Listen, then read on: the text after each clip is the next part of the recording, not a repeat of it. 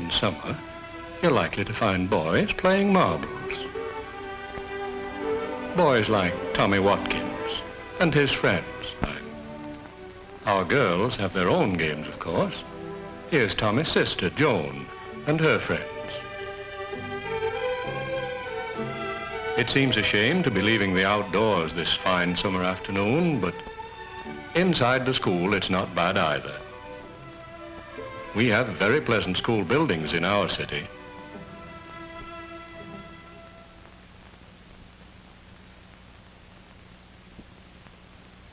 Many of our boys and girls like to draw, and that's what Tommy's class is doing today.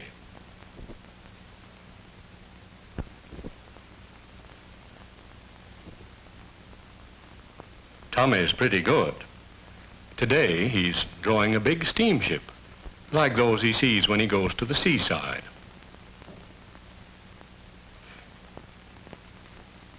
It isn't long till school is out, and here is Tommy, watching his brother Frank playing in a game of cricket.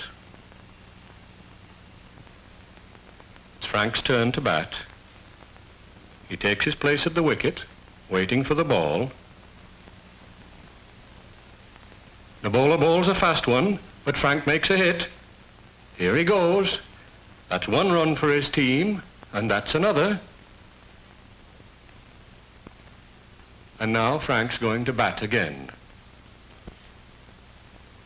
Here's another fast one, but good hit, sir, and he's off again. The fielder fumbles, but he throws the ball back, and the umpire signals Frank out. Too bad, thinks Tommy. But Frank has put up a good show.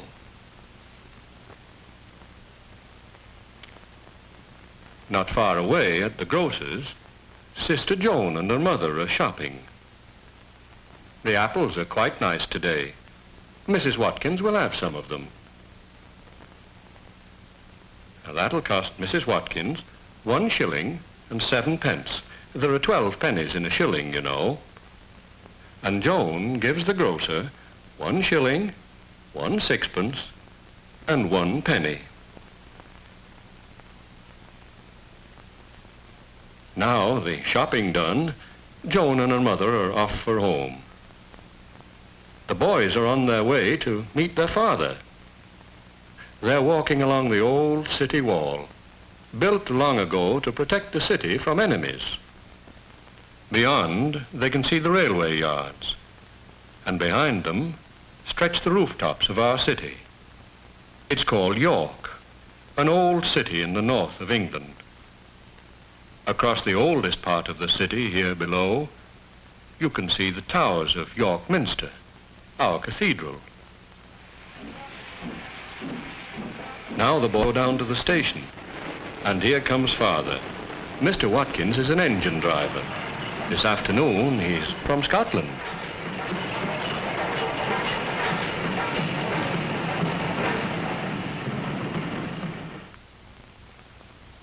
Now here on this pleasant street is where the Watkins family lives.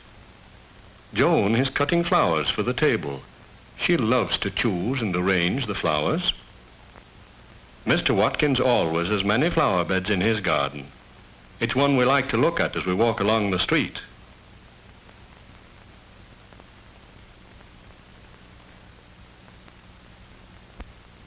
In the kitchen, Mrs. Watkins is buttering thin slices of bread for tea.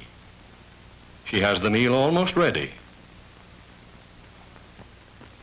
Now at the stove, she makes the tea.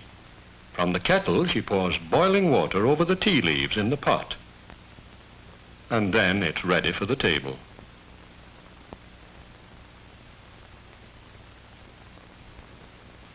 In the dining room, Mrs. Watkins has the table already laid.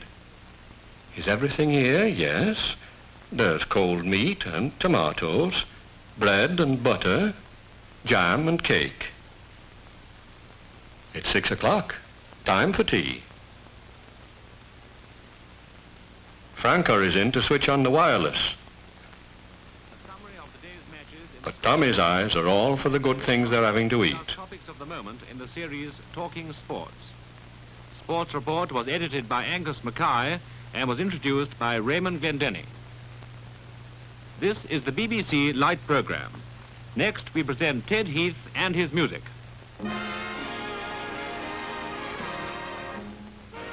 Father says he's on holiday next week. And are they going to the seaside? Yes, Mother replies. Grandmother's expecting us. Ooh, can I take Spot with me too? Asks Tommy. Of course, says Joan. Who would feed him here? Spot is in the back, waiting patiently for his tea. But he doesn't have long to wait.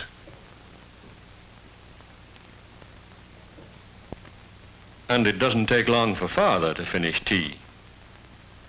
He likes to spend the long, warm summer evenings working in the garden. The holiday has come at last. It's a rather grey day, as holidays too often are here in England. But our friends are at the station early, looking forward eagerly to their day at the seaside. With Tommy and Spot in the lead, they hurry past the ticket collector, and just in time, here's their train.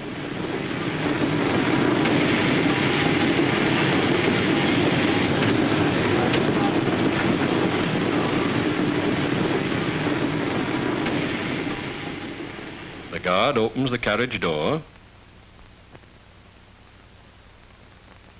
Tommy hurries up the steps and down the corridor to find an empty compartment. This compartment will do nicely.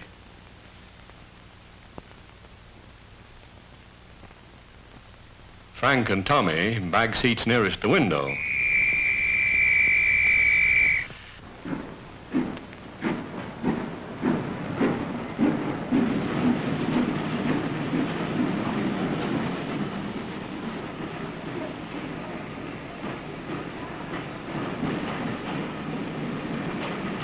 There's a lot to see as they go along. Soon they're racing through our pleasant Yorkshire countryside.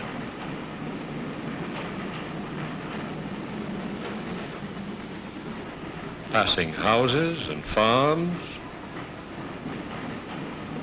fields and hedges.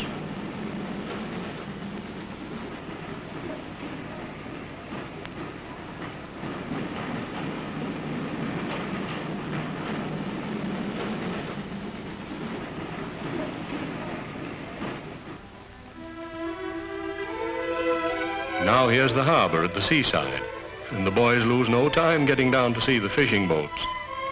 They've had many happy holiday visits here before, and most of the boats seem like old friends. Every day in good weather, our fishermen sail these boats out to sea for fish. Just now, all the boats are resting here in the harbor. The fishermen are old friends, too. Today, they're mending the big nets that they use to catch the fish. Perhaps later, the boys will get these hardy men to tell exciting stories about their adventures on the sea.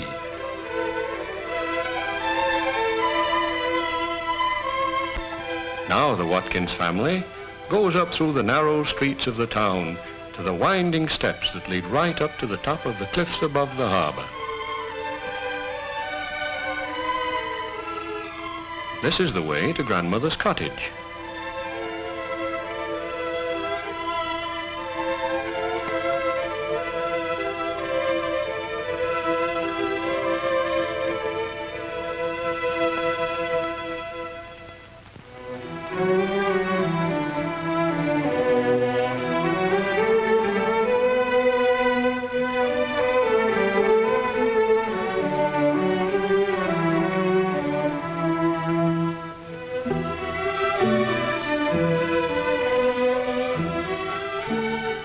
Here is Grandmother's cottage at last.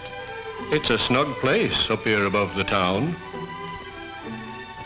Joan and Tommy can hardly wait to see their grandmother.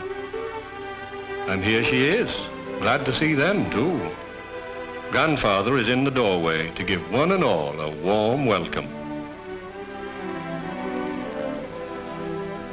The trip is over, and now they settle down around the cheerful fire in Grandmother's pleasant living room, for a rest and a cozy chat.